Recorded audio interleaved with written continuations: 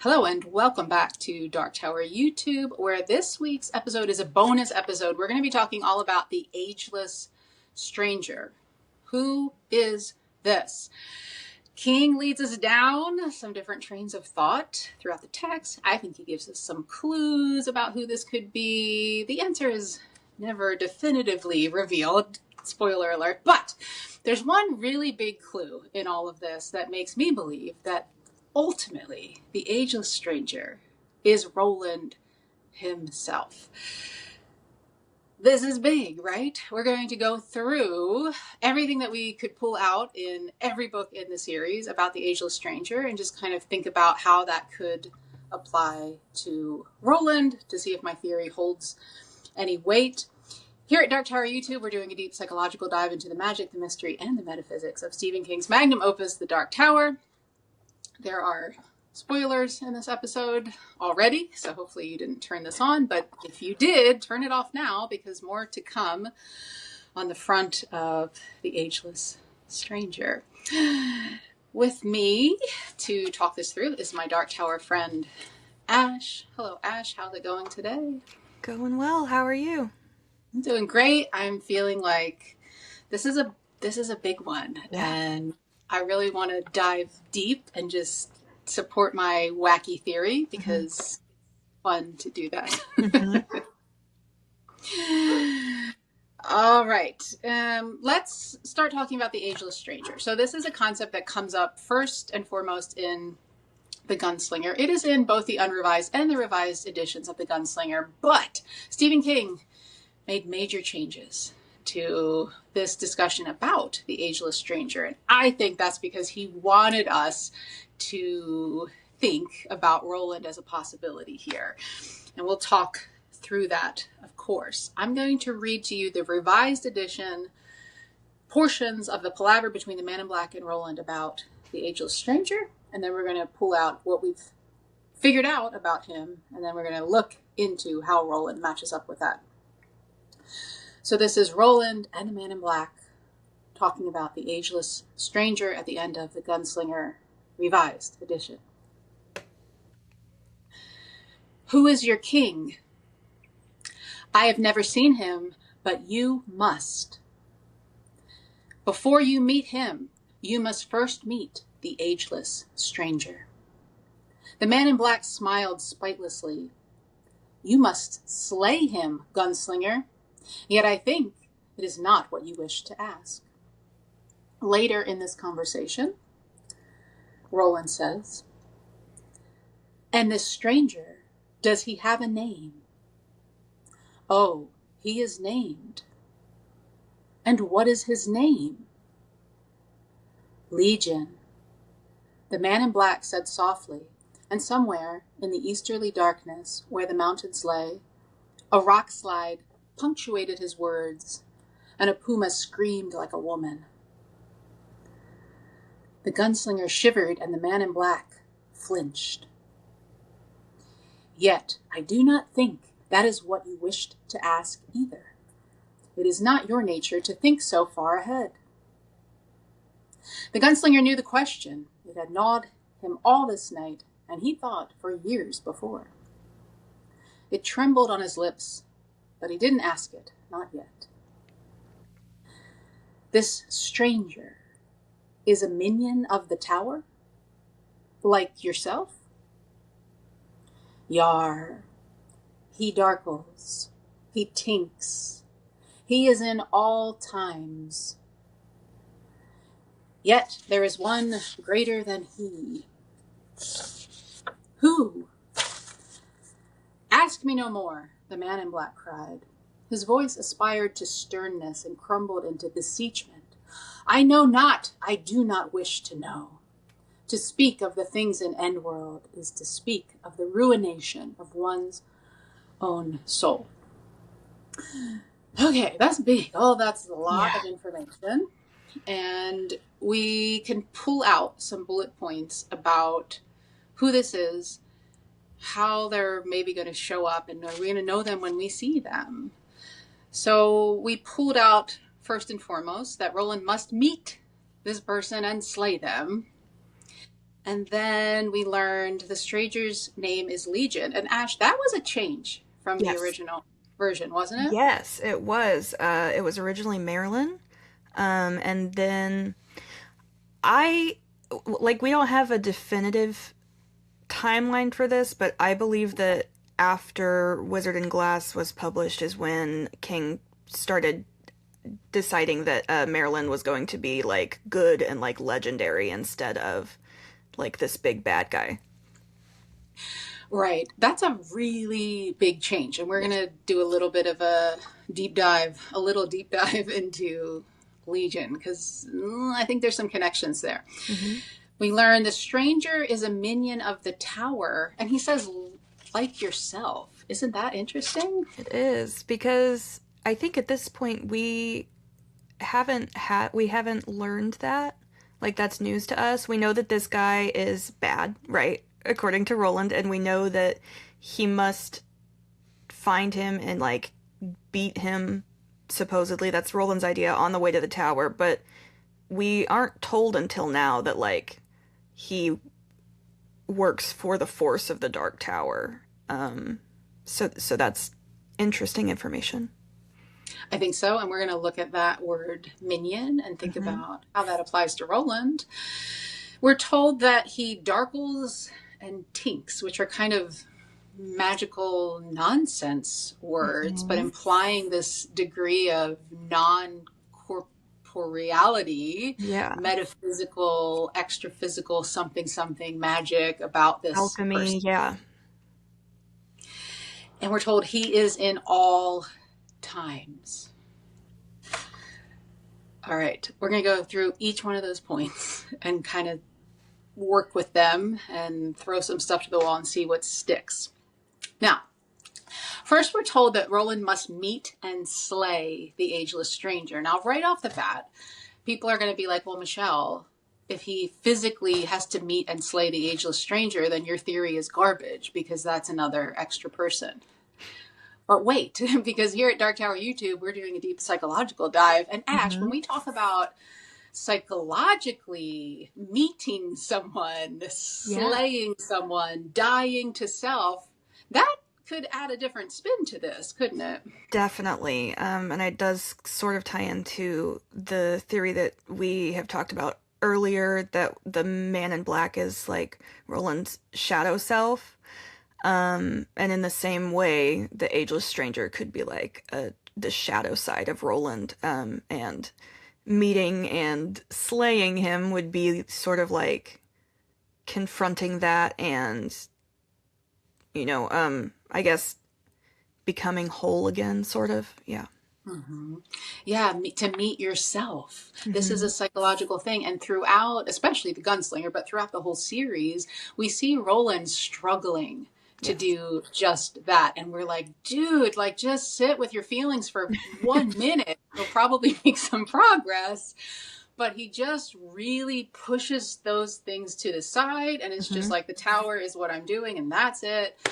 So he's not meeting himself, but he must meet himself. He must meet the Ageless Stranger. But I think we could make a case there. And then to slay them, to slay the shadow side. Now, there's all kinds of metaphysical and spiritual ideas about dying, death, which have nothing to do with physical death. It's all about a major change or transformation in oneself when you die to self, when you slay other versions of yourself. And just like Ash said, to meet our shadow self, to sit with ourselves, meet the shadow self, and get rid of them will free us. And maybe free Roland, right? Yes, and I think that sort of looking at it from the psychological side, yes, but also the spiritual side, in a lot of different religions, you find that. I know, like, in some sects of Christianity, it's called being slain at the spirit. When you have that sort of revelation, and sort of the same thing in, like, Buddhism, where the point in, like, reaching nirvana is to completely, like, let go of yourself, basically. So I think that there is definitely credence to that idea. Yes. Also, the Bible, a friend of Stephen King, which he refers to a lot in The Gunslinger, is St. Paul saying, I die daily in just that metaphysical, spiritual way of always finding those parts of yourself that are not working for you and getting rid of those.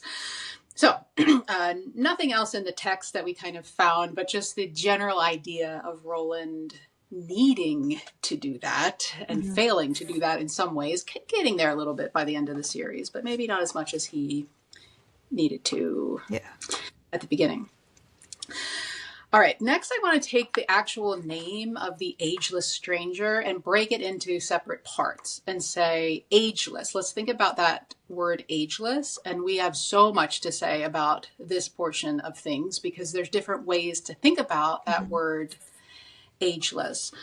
The first way is going to be the most obvious way in that time is weird in this series. And there's countless examples throughout the series of how time is becoming soft, different characters commenting on it. We just pulled out a couple that were very kind of in your face, notable, King telling us something about the nature of time in Roland's world. And the first one I'll let you read. This is Roland explaining to Jake in the Gunslinger what is going on with it. Yes. So it starts. Why am I here? Jake asked. Why did I forget everything from before? Because the man in black has drawn you here, the Gunslinger said, and because of the tower. The tower stands at a kind of power nexus in time. I don't understand that. Nor do I, the Gunslinger said, but something has been happening, just in my own time.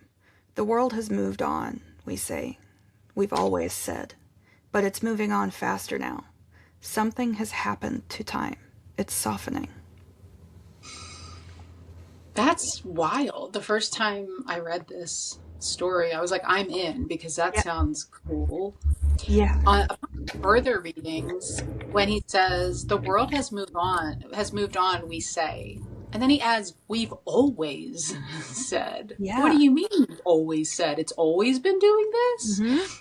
Or why would you tack that on, King? So I find that's a little weird. And then what do you make of either that and or this softening? What does that mean? Yeah, I mean, as we learn, like as we go through the series and progress, it seems like space-time is warping and breaking down as the tower breaks down. And because of that, time is not reliable in this world. You could basically, I mean, it's the theory of relativity. It's that depending on where you stand in relation to the tower, time is different. It's going to be different no matter like where you stand. And that's sort of what I make of it. Right. And if time is softening, stretching, could that in and of itself make my age be a little less firm? I mean, it has to, I think, by definition. Yeah. We have more examples of this. So let's kind of read through those and put some more pieces together. So this is Roland now describing to Eddie and Susanna the same idea. I've come many thousands of miles because the world is growing. A thing like that just can't happen, Eddie reiterated, but he was badly shaken all the same. There'd be earthquakes, floods, tidal waves, I don't know what all. Look, Roland said furiously, just look around you. What do you see? A world that is slowly slowing down like a child's top, even as it speeds up and moves on in some other way none of us understand. And then later in that same conversation, Roland says, everything in the world is either coming to rest or falling to pieces, he said flatly. At the same time, the forces which interlock and give the world its coherence in time and size, as well as in space, are weakening. So just more of the same ideas there. Anything different in there that you notice that you want to pull out? I mean, this, instead of just time, it's also like the world's boundaries itself. expanding and softening, I guess. And we see that with thinnies appearing as they travel. And so it's just like the fabric of space-time warping. Yeah, which is wild to think about. And all the time there's questions and debates on Reddit and other places about how long does this journey take? How old is Roland? How old? And it's like there's the logical, rational people who are trying to piece together timelines, which you can do to some extent a little bit. But then there's always somebody who's like, guys, the world is melting. Time is soft. You can't measure it anymore in the way that you're trying to discern it. It doesn't work. You can't say a year has passed, because if it's stretched, then what does that actually mean? Right? Okay, and then again, here's another one where King is talking to the reader, if you want to read this next one, about what's happening to time in the world. Yeah, so this is in Wizard and Glass, talking about time in Mehis. King writes, "So now comes to Mehis fin de año, known in toward the center of Midworld as closing the year. It comes as it has 1,000 times before, or 10,000, or 100,000. No one can tell for sure. The world has moved on, and time has grown strange. In Mehis, their saying is, time is a face on the water. In 2 years, no more, the world as it has been will be swept away. It starts here. From its field of roses, the dark tower cries out in its beast's voice. Time is a face on the water." Ooh, that gives me chills. Yeah. So first thing that jumps out to me is it's come 1,000 times before, or 10,000, or 100,000. So that's a big difference. Yes, it is. And we're talking about a traditional ceremony of people, and, like 100,000 years we've done this every year.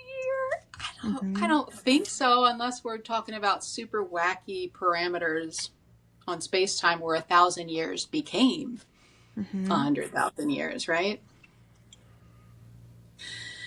What else in here? So, I mean, he says himself, the world, in this world, time has grown strange. Time is a face in the water. And so that's another idea of something that is just flows, and you can't capture, and water is always moving and changing. And I find it to be a gorgeous metaphor for what we're talking about here. Yes. It's not something you can measure. It's not something you can measure. It's not something that you can hold. And also, the face changes depending on who's looking at it. If you think about a face on the water, that's your face. So time is relative to you, and it's different for everyone. And I think that as we think about time softening, and how characters are interacting with a world where time is soft, their own selves can become soft and age as well. Yes. I think let's skip the next two quotes. So we have more. There's just so much throughout the series of just talking about it's warping, it's in motion, it's rearranging itself. So that, I think we've kind of hammered that point home, unless there's something in there that it's specifically that you wanted to pull out. This one little quick sentence from Roland in Wizard and Glass, when he's talking to his quartet about telling the past, he says, "There's no way I could tell you all of it. In my world, even the past is in motion, rearranging itself in vital ways." So time is not fixed in the past either, and is continuing to change. So, yeah. Just more of the idea that how do you now measure that if it's rearranged itself? Right. It's impossible. And what does that even mean? Right. Yeah. It's Time is a face on the water. Yeah, it's rearranged itself. So crazy metaphysical ideas going on here, kind of just adding to the idea that this world itself is ageless in a way, and Roland is definitely kind of in this world, of this world, part of this world. Yes. And he says that he sees this, he knows this, and just to kind of wrap this segment up, he's talking to his quartet about not being able to remember all of the riddles that he used to know. And he says, it's not like forgetting. It's if they were never there in the first place. What's happening to the rest of the world is happening to me, I reckon. You're moving on, Susanna said, and looked at Roland with an expression of pity, which Roland could look back at for only a second or two. It was as if he felt burned by her regard. Like everything else here.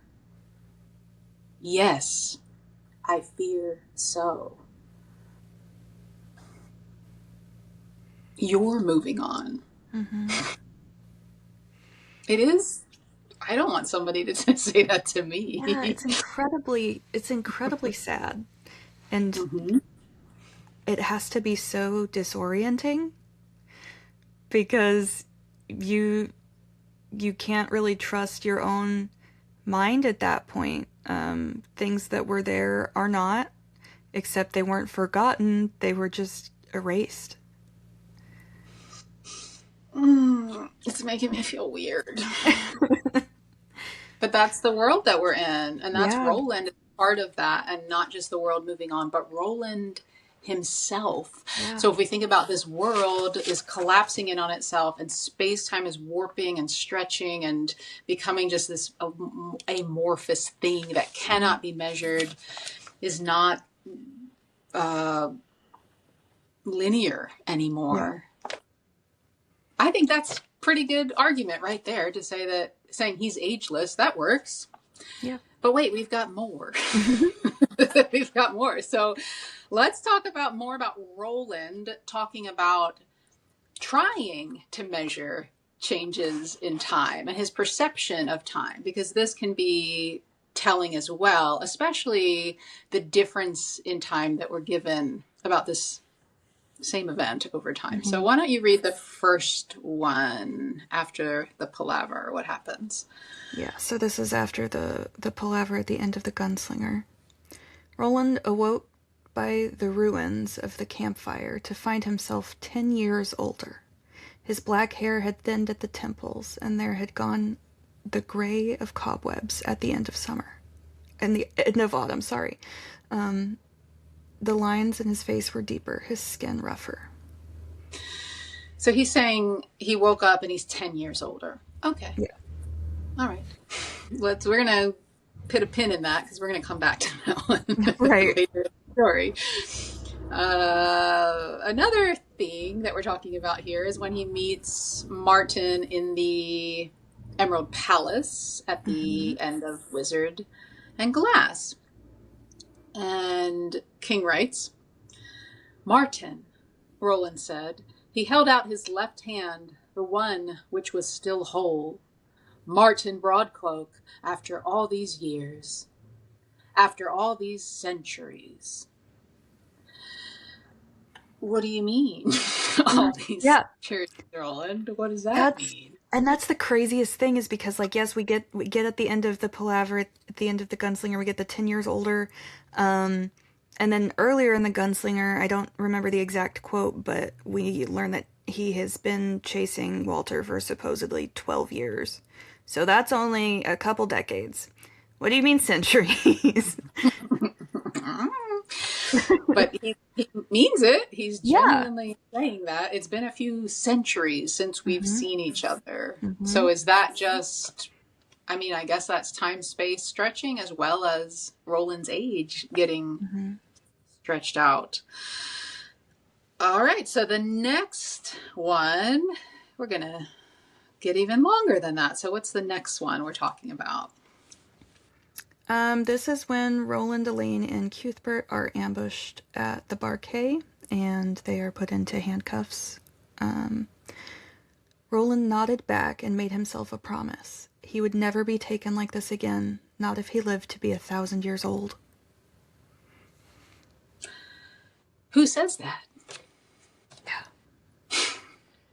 Is it just an exaggeration? Is he just being like, never for 1,000,000, if I never lived to be 1,000,000?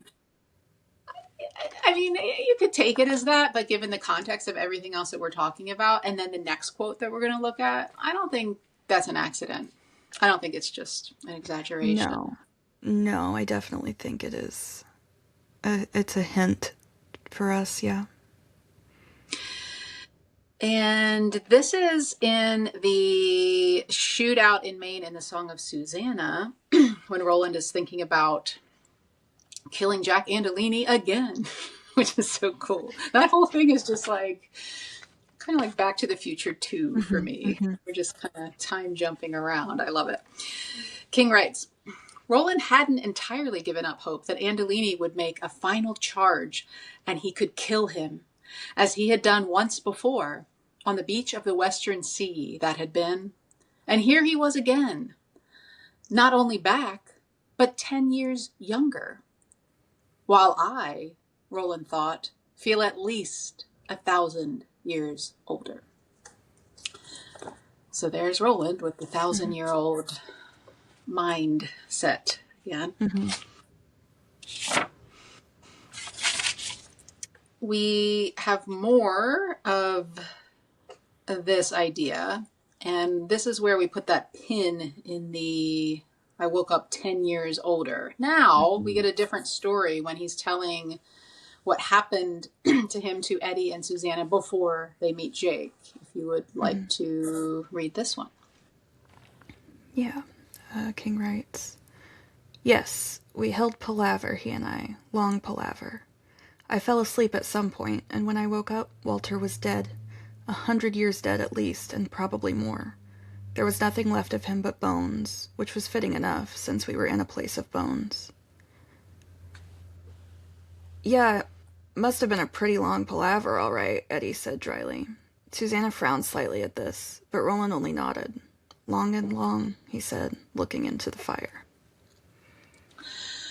So between the Gunslinger and the Wastelands, we've added 90 years onto that experience of how much time went by according to Roland.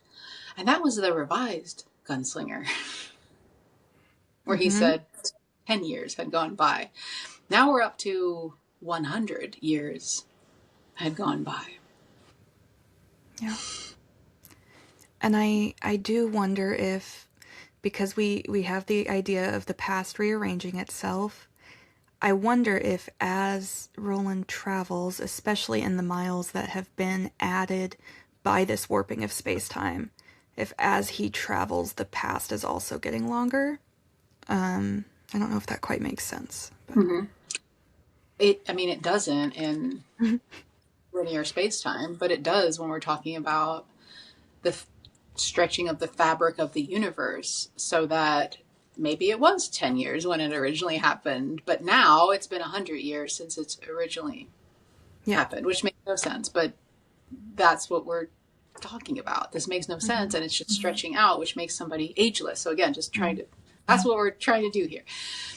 And Susanna is remembering Roland's tale later in this book, after they have picked up Jake. And King writes, Roland told of how he had awakened to find Walter long years dead. Time had somehow slipped forward, perhaps 100 years, perhaps 500. So now in the same book, we've changed that number again. Yeah. It's a big leap. It's a big leap. 10 years? No, 100 years. No, 500 years. And then we have Roland talking about centuries and thousands of years.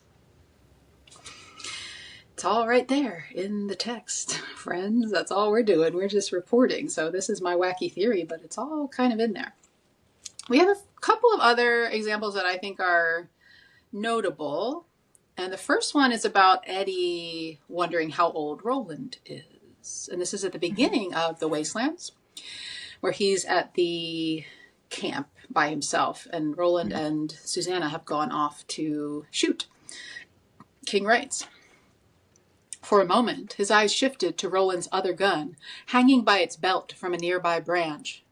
And he found himself wondering how long it had been since Roland had gone anywhere without at least one of his fabulous weapons hanging by his side. That question led to two others. How old was he, this man who had plucked Eddie and Susanna from their world and their wens? And the second question was what was wrong with him, but I cut it off for time, but then the quote didn't make any sense. Anyway, the one that we're interested in is how old was he? And whenever a character is asking a question that they don't have an answer to, that is the author asking us to be asking that same question. Mm-hmm. Yeah. What's the answer? 100 years, 500 years, 1,000 years, centuries. I have the wonderful Dark Tower Concordance written by Robin Firth. And she did an amazing job of going through this series and just doing the deepest dive and deconstructing and plotting and timelines and everything. And she comes up with this linear idea of how old Roland is. And I believe it's something like 335 years. And she gives all of her reasons why. And they're there in the text. It is supported.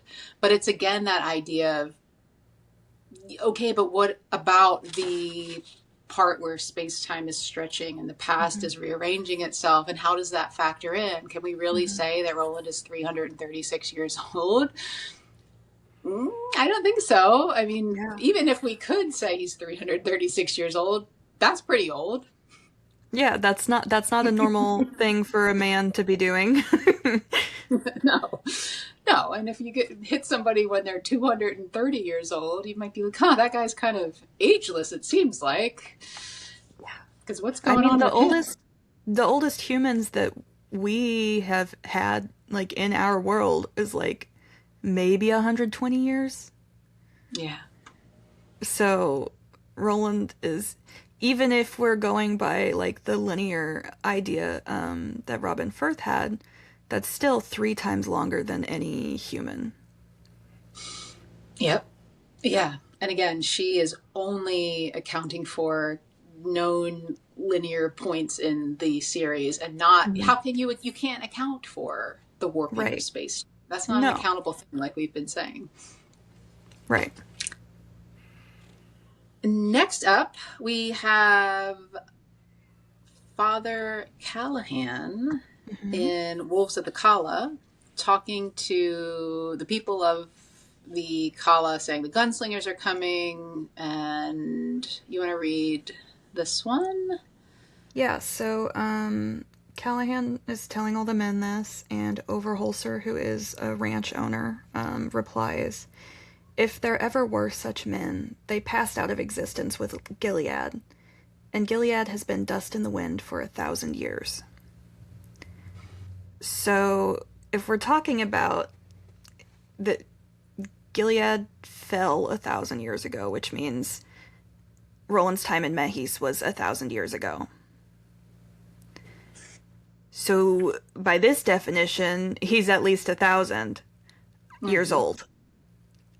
But again, time is not linear, and I do think that if we think about the idea of the Dark Tower as this nexus point, and as it's breaking down, I think maybe where people are in the universe in relation to the Dark Tower probably is, like, that's how affected they are by time. And so it might have been to these men, by their account, 1,000 years, and that might be different by Roland's account and different by the Man in Blacks. We don't know, but that is, at least at this point in time, at the beginning of Wolves, we get this idea that Gilead's been gone for 1,000 years. That's a great point, because that is something else that we didn't pull out for this episode because it was really I had to cut stuff because we were just going to be talking here for 3 hours. But the part about the watches and the clocks starting to run backwards when they are getting closer to the tower, and somebody tells, I think the Tet Corporation tell Roland, like they give him the watch and they're like, hey, watch for when it starts going backwards, you're getting closer. And Calabrine Sturgis is very close to the tower. So what's going on with their perception of time and what actually happened? But anyway, I mean, there's that 1,000 years again given to us as a guesstimate of how old Roland could be, perhaps. Yeah. And I mean, this is sort of similar. It's not just about Roland, but in Wizard and Glass, I think at some point, Sheb is there, and the same idea is said, like, even if he lived to be 1,000 years old, and he's also in the Gunslinger, in the beginning of the Gunslinger in Tull. So, like, that's just another, like, callback to the 1,000 years, that number does seem to keep coming up. Yes, good call. We're still only on point 1, which is point 2, which is ageless. That's okay. It might need to be 2 parts. I don't know. But this is a big one. And I think when we talk about the Ageless Stranger, there's a case to be made thinking about the idea of ageless as in timeless, and calling back to the idea of, we're going to talk about King Arthur a little bit, and let's kind of read through the quotes and then we can hash through what we're getting at here in terms of ageless, timeless. So you want to read the first one? Sure. So this is at the end of Wizard and Glass, when our quartet enters the grapefruit to see 14-year-old Roland accidentally killing his mother. King writes, Jake sees something else too. The boy gunslinger is wearing the red cowboy boots. He doesn't know it though, because this isn't really happening. Yet somehow it is. They are inside the wizard's glass. They are inside the pink storm. And this is happening all over again. So how can he be both ages? Right. He's both here, because the red cowboy boots are Roland's pair of ruby slippers that the entire quartet was given, but he's wearing them as a 14-year-old boy, and obviously he was not wearing them when it first happened, but it's happening again, and he is both ages, which I think is a pretty good definition of ageless. If you are multiple ages at the same time, Yes. Yeah. That's a pretty good example, I think, of what we're getting at here. And the next one is the first time that Roland travels into the grapefruit. Cuthbert and Elaine are watching him and telling us, the reader, what is happening. So we don't have Roland's perspective on this one. We have the outsider perspective. And King writes, Roland stirred. The pink sockets where his eyes had been seemed to grow. His mouth flattened into the line of bitter determination they both knew well. No, it will not stand, he cried in a voice that made gooseflesh ripple the skin of the other 2 boys. That was not Roland's voice at all. At least, not as he was now. That was the voice of a man. No, Elaine said much later, when Roland slept and he and Cuthbert sat up before the campfire. That was the voice of a king. Wow. What do you make of that? Well, it's, this is another example of him being both boy and man. So he's both at this point. We are assuming that voice is Roland as an adult coming out of the coming out of the body of 14-year-old Roland. And the voice of a king is definitely interesting. What about you? What do you make of it? Yeah, for sure. He again seems to be two in one at the same time. So that's something that the glass is able to do or show. And the idea of the king, and we're told that he is of the lineage of King Arthur. Are they saying that he is King Arthur in that moment, or the king that he could become, or what? We're not sure. But it did make me really start thinking about the idea of ageless timelessness of King Arthur specifically, and how these are timeless characters and really ageless, because we talk about the first books about King Arthur coming out of like the 12th century, the 15th century, and you open up the book and it's King Arthur, the 20-year-old king of all Britain. And then you get into the 50s and the once and future king, and 1950s, we open that book up and it's Arthur again, the 20-year-old king of all Britain. And then I thought, like it's really the same thing with Roland and opening that book up again. So even though we're saying he's thousands of years old, time is passing in this funny way. Every time I open up the Gunslinger, it is the same guy, and he stays remarkably the same throughout the entire series. So he's always that age, whether it be 45 or 336 or 1,000 or 5,000. He's always the same age, because he's actually timeless, ageless as a character in a book. And the Dark Tower series is a series about storytelling and about books. And that's a whole other episode about all of the evidence that King is telling us to look at in that way. But that didn't escape him. I think the idea of timeless characters, drawing King Arthur into the whole thing, and then likening Roland to Arthur, perhaps in that, but then definitely with the birth of his son Mordred, like that's King Arthur right there again in this timeless classic way. What do you think about that? I agree, definitely. I think that there could be an argument that Roland is like Arthur reincarnated, but regardless, he is clearly an King Arthur-like figure in the series, and is legendary not just to us, the reader, but to the people that he's interacting with. Gunslingers in general are legendary. So he being a gunslinger, like out of time, is it's timeless, because that's like ancient history to these people. Yeah, I think that right there is a big one.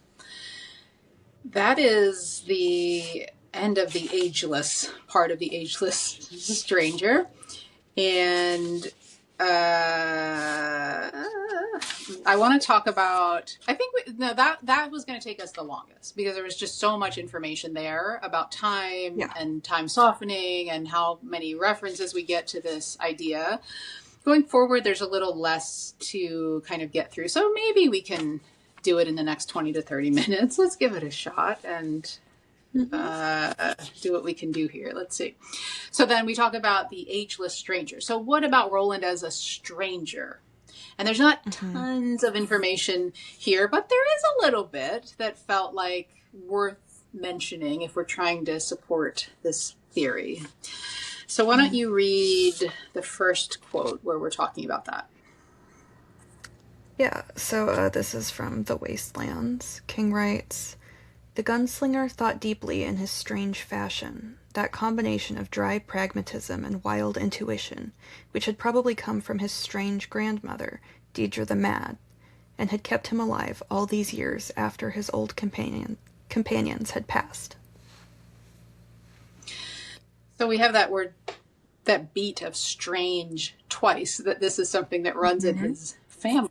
In fact, that Deirdre, that's Deirdre the Mad. So this is very Game of Thrones, the Mad King. What happened? What kind of mad? Yeah, right? so it seems to be like that intuition that Roland has, that he just sort of knows things, and it's not, they have said outright it's not the touch like Elaine, it's something different. It's just this strangeness that keeps him going, that apparently is part of his lineage. Yep. Yes, here's another idea of Roland being strange, also in the wastelands, and seeing Roland interact with the people of River Crossing. Susanna, King writes, Susanna reflected that Roland seemed different now, and she didn't think it was simply because the voices in his mind had ceased. This is the way he was when he still had wars to fight and men to lead and his old friends around him, she thought. How he was before the world moved on and he moved on with it, chasing that man Walter. This is how he was before the big empty turned him inward on himself and made him strange. Well, that word strange there it's an interesting choice by King and by That's, Susanna, right? yeah, such like deliberate word choice by King, I think, especially it's in the same section as the world moved on and he moved on with it. So, specifically being strange in relation to space-time warping is, I feel like that is some of the strongest evidence that we have for this theory. Mm-hmm. Yeah, it made him strange. Okay. We have a direct reference to Roland as the stranger in book 7. And this is where they're trying to get to the van that's going to hit Stephen King, and Tassenbaum's going to drive, and a man's giving directions. And King writes, and then, still like a man who dreams awake, he tucked his hat beneath his arm, raised a fist to his forehead, and bent a leg to the stranger with the big revolver on his hip. Why would he not? The stranger was surrounded by white light. That's quite a moment, because we've seen this in the series in other ways, where people around Roland start acting from a different time. So this is a man from they're in 1999 at this point, Yeah. who's just a dude that lives in Maine and giving directions. But this man starts to become under the trance of Roland, and starts doing things out of Gilead that he doesn't know what that is, or like. But he's enchanted by this ageless stranger and uses that term, and then says he sees a white light around him. That's not something that most people have around them. Right, and that also, is the callback to the line of Arthur Eld being referred to as the White, and that force of good being referred to as the White. And so that is something that is not only seen in Roland's world, but is apparently transferring now to our world. Yes.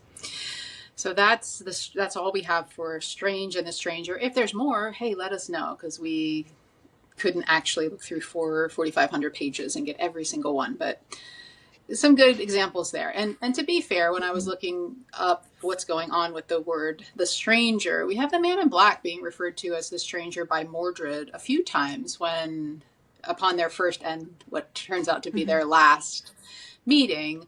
But like we've talked about a little bit in this episode, and then we have a whole other episode about Roland and the man in black being shadow sides of each other, flip sides of a coin, actually kind of the same entity, just like Odetta and Detta were. Detta was the shadow side. The man in black is the shadow side. And so saying that maybe both of them being the ageless stranger would be a little more accurate. So I just wanted to point that out. Yes, and also the TikTok man refers to him as a stranger the first time that they meet as well. When he's talking about, like, it's like the stranger in front of him wearing basically the gunslinger garb. But I agree, because these two characters are sort of two sides of the same coin, and also maybe meeting and slaying the Ageless Stranger is that sort of becoming one again instead of two split halves. So maybe it's has to be both of them. Yeah, you would think, because just like, I mean, Odetta and Detta, we saw that they had a lot of shared traits, even because they're the same person. But they did split into two separate bodies at the end of that book. So we know that that's a thing. And we know that Roland doesn't get there this time in terms of meeting himself and slaying himself. But that's a whole other episode. But just to say, there's something there, and King using very deliberate language. We're not going to ignore that. Okay, let's move on to the idea that the name of the Ageless Stranger is Legion. And this was a big shift that King made, changing the name from Marilyn to Legion. So we're going to think about Legion a little bit. This was a story from the Bible where we get this idea of a demon named Legion. So Jesus comes to a place and there's a man full of demons. It tells us specifically that he's being chained up, that they're trying to chain this man up, but he keeps breaking free of the chains. But he's in chains. He's not crazy. That's not nice. He's demonic. He's possessed. And Jesus comes out and he's saying, the demon's like, just, what are you doing? Don't bother me, Jesus. And Jesus says, what is your name? Because he's going to call out the evil spirit. And the guy says, my name is Legion, for we are many.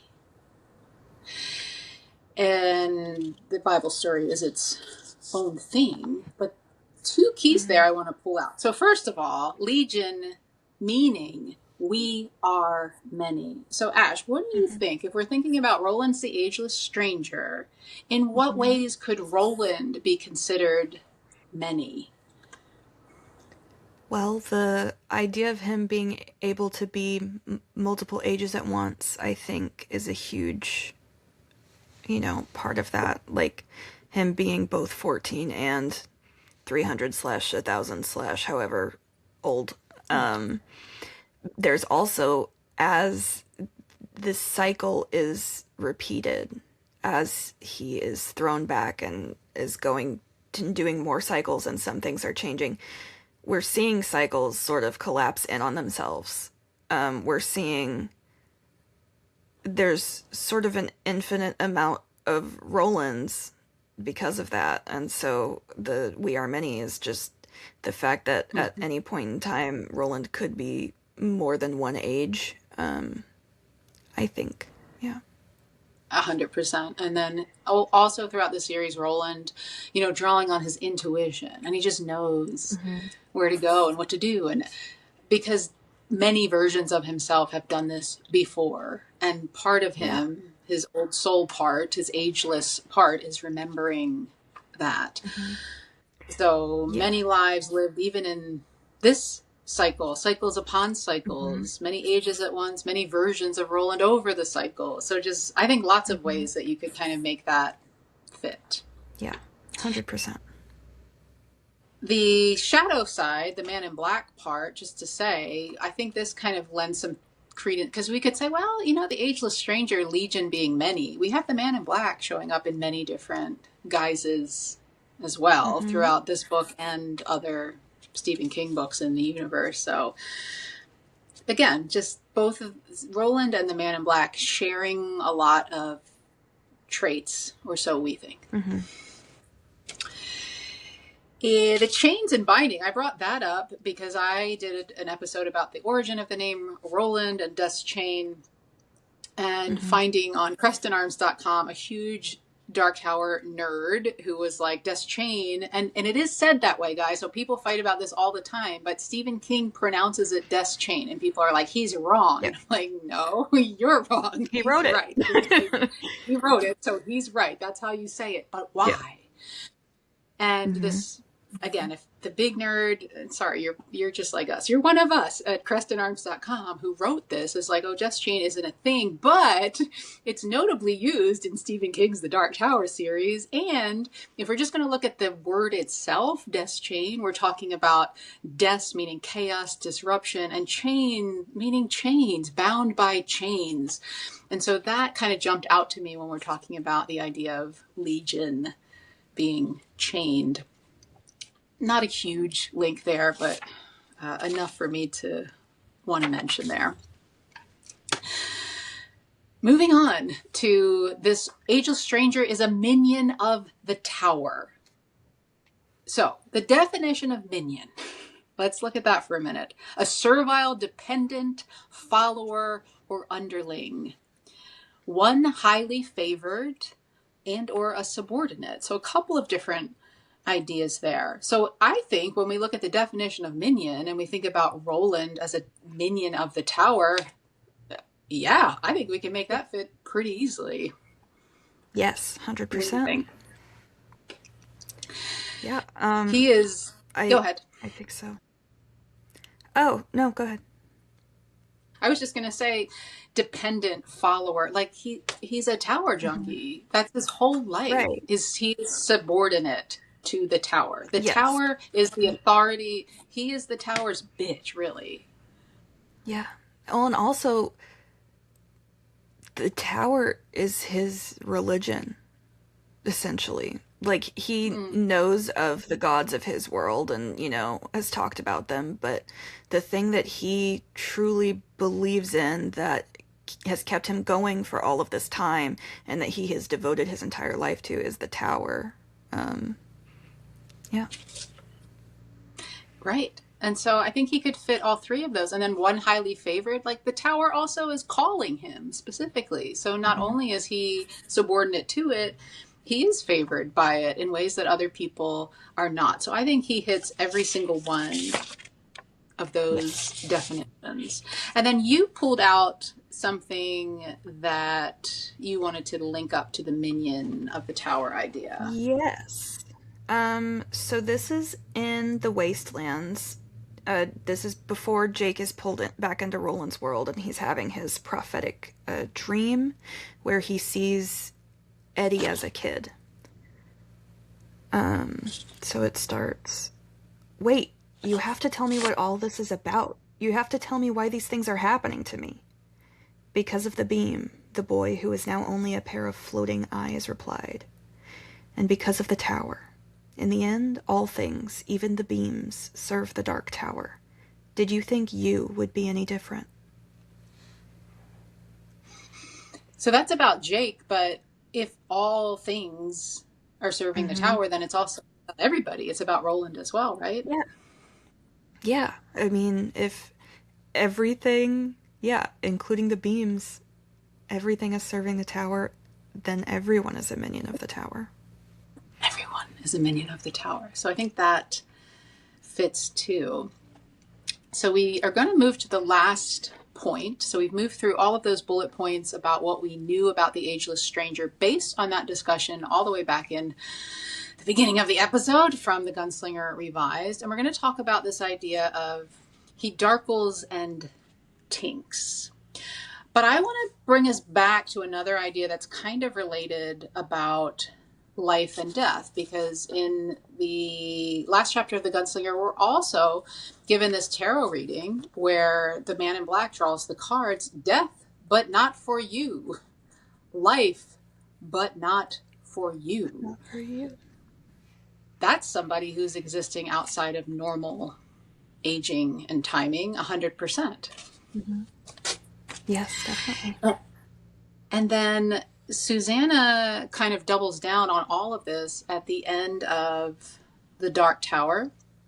She has the door drawn by Patrick to go back to New York, and Roland is like, he really doesn't want her to go, but he's not going to prevent her from doing it. But he's just like, are you sure? I'm just going to check with you.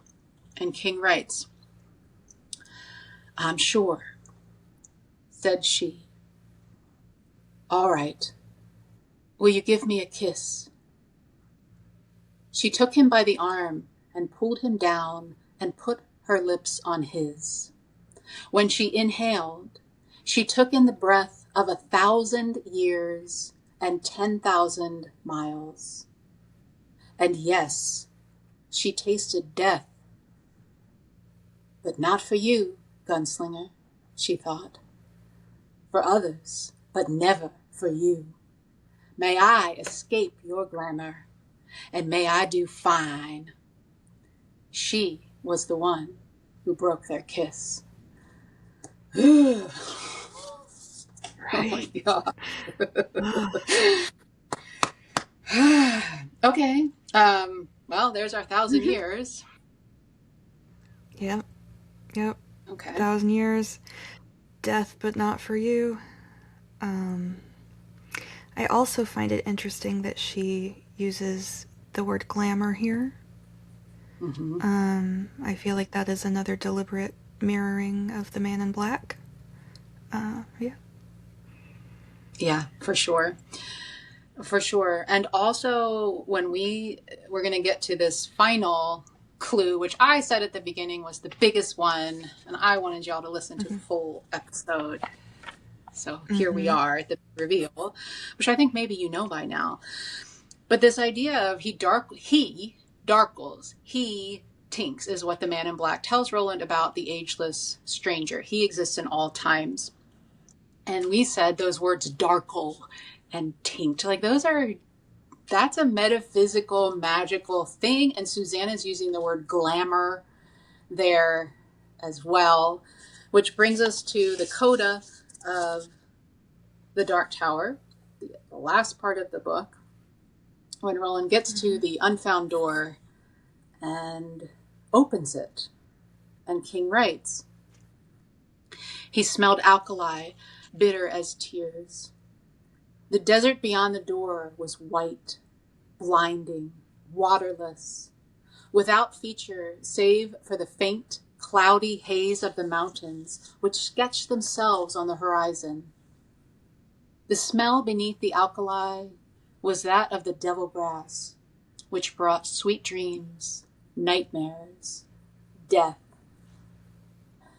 But not for you, Gunslinger. Never for you.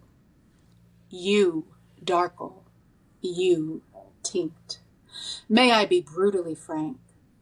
You go on, and each time you forget the last time. For you, each time is the first time.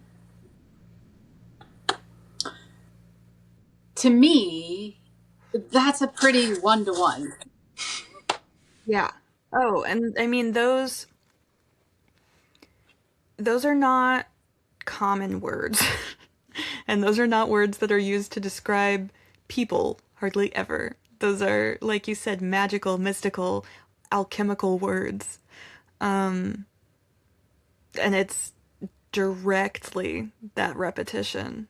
And again, you're always saying, if he says something twice, you're supposed to look at it.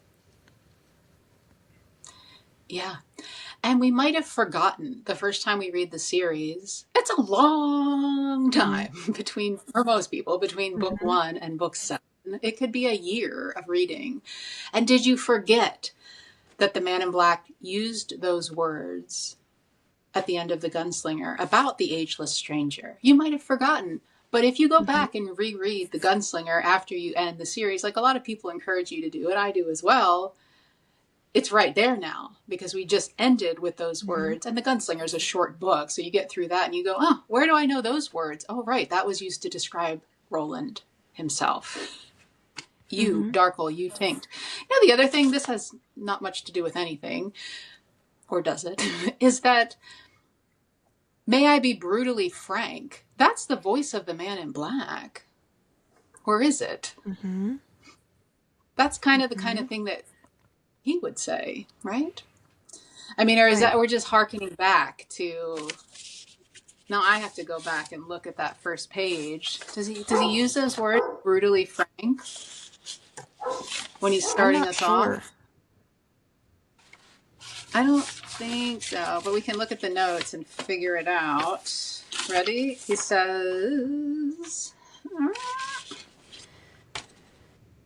No, he doesn't. But I feel like he says that somewhere else, right? Anyway, this isn't in our show notes because it's just striking me in the moment. Yeah, but regardless, even if it's not something he specifically said, that is his tone, for sure. Yeah, that's something. That's another episode, guys. Because why is he hearing that voice unless he's remembering back to the campfire or the palaver? I don't know, but there it is. I think that's pretty big tie-in. And again, just recycling back. Now those two ideas are very much closer together. All of the other supporting evidence about the timelessness, the agelessness, the strangeness, the legion of it all. What do you guys think? Did I prove my theory? It's just a theory. It can never be proved, but I think it's got some legs. We like the interesting theories here, and we like to kind of see, is there any bones to this thing? I think this one has got some bones. At least gives us some things to really ponder and think about in terms of who this man Roland really is. And that's where we're going to leave this episode. Any other thoughts you have before we close this one out? I don't think so. I think we hit it all. Just it's fun dissecting and trying to figure out with these theories that seem maybe far-fetched at the beginning, but there's quite a bit of textual evidence to support it. And we probably mentioned this before, but I love to say it. Stephen King has said in interviews, y'all haven't figured out everything there is to figure out in the Dark Tower. I've left you lots of clues. And we know that the idea of riddles and games is huge. I mean, it's huge in Lord of the Rings, which was his inspiration. It's huge in the Wastelands and in Roland's life, just the idea of the fair day and the riddling. And so for King to say, I'm going to plant some riddles throughout the book for y'all to solve, I'm not going to tell you exactly who is the Ageless Stranger, but I'm going to give you some hints. Some of them are going to be pretty big. And when you get the big hint, so I got that big hint maybe the last time I read it, and I was like, oh, that's him. Oh, wow, is it? Now we say, what are the other ways that King was telling us this all along? And he always is. He doesn't just lay stuff out that has no supporting evidence. So what fun, Ash, to find it. And we missed some and we didn't report some back to you. So we would love to hear from you if you would agree that this is Roland. If it's not, who is it and why? You have to give supporting evidence to your argument. And I think that's going to be a wrap for this one. Hey, if you're still listening, we love you and we want to hear from you and we would love to talk more to you. Stay tuned. We're going to get back to our Man in Black series. We just took a little break from that one because it ended up being, what is it now? We're on the 4th episode. It was supposed to be 1, but I think we're on episode 4. We're not going to be done. Who is it? No, I don't think so. So if you're interested in who is the Man in Black, we're trying to sort that one out, which is very confusing and fun. So that's it. Until we meet again, Dark Tower people out there, may all have long days and pleasant nights.